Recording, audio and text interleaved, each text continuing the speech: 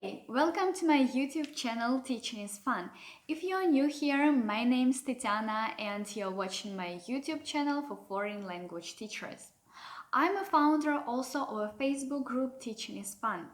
So if you are new here, you may consider to subscribe to this YouTube channel in order not to miss new videos which are uploaded every Monday and Thursday.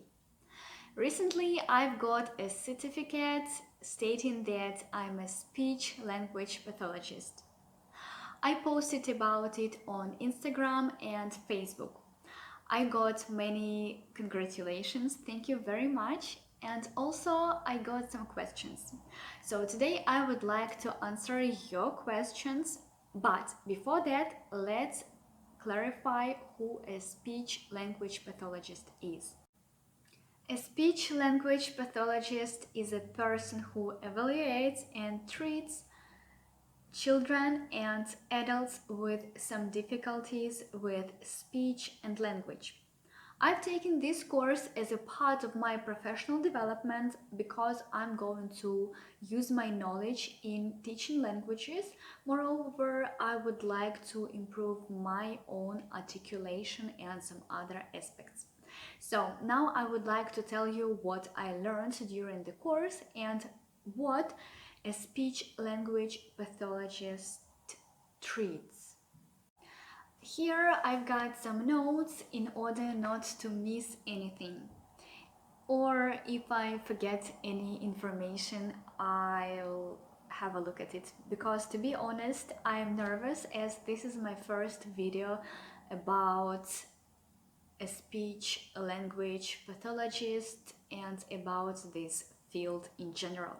So, what a speech-language pathologist treats? The first one is articulation, the way we say our speech sounds. The next one is phonology, the speech patterns we use. Next one is Apraxia. This is a difficulty planning and coordinating our movements. Apraxia can be oral and verbal. The verbal one is more common.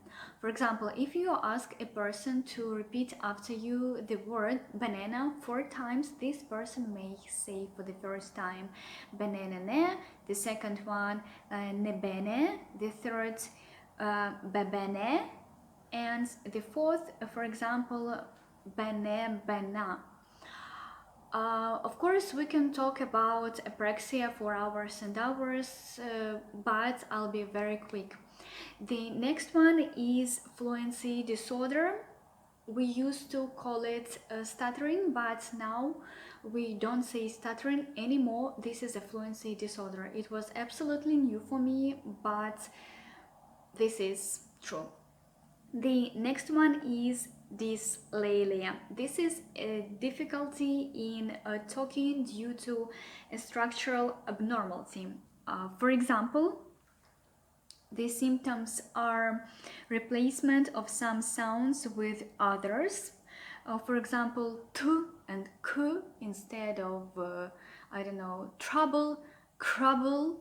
So there is a replacement of sounds. The next one is distortional of sounds, omission of some sounds when a person misses some sounds, also swallowing word endings, also changing of syllables in a word, and some others. I'm not going to enumerate them all in order not to bore you to death.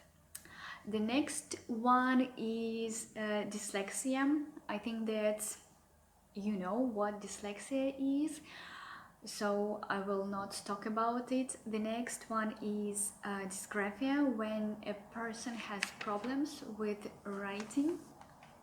Also, we learned about voice, the problems with the way the voice sounds.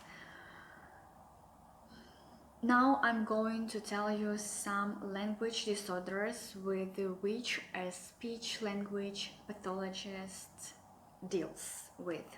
The first one is receptive language, that is how language is understood. The next one is expressing language, is using the language appropriately. And the last one is pragmatic language, which is social communication, the way we speak to each other. In addition to this, there are some other disorders which I would like to state. This is a deafness or hearing loss, oral motor disorders, for example, the weakness of a tongue or lips, swallowing or feeding disorders, when a person has difficulties with chewing and swallowing. It may sound weird, perhaps, but it is. Moreover, I learned how to work with people who lost or completely or partially lost the speaking ability due to some injuries. Now I would like to answer your questions. The first question was, are you going to give up teaching? No, no way, I'm not going to give up teaching. I took this course in order to get more knowledge in speech and language. How can we help ourselves and others to be better? Next one, are you going to work with kids? No, I'm not going to work with kids. The first reason is that I'm not certified to work with kids. I work only with adults, and also problems with speech and language. Not always kids have got, but also adults. So I work with adults, and I'm going to help adults who are my students in English or other languages. The next one is, are you going to work at school? No, no way. I'm not going to work at school because I'm not going to give up my own practice. I'm self-employed and I teach completely online, and I absolutely love it, love it, love it. Somebody asked me, did you benefit from the course as it wasn't in English? Yes, I benefited from the course a lot. Yes, it was not in English, it was in Ukrainian, but hey, we all have got the same problems. It doesn't matter what language we speak. But we may have the same problems. I just learned the techniques, how I could help others and myself to overcome the problems. I do hope that I didn't miss anything, because I learned a lot of information, and I'm afraid that I might have missed something. But if I have missed something, I will write it in the comments below.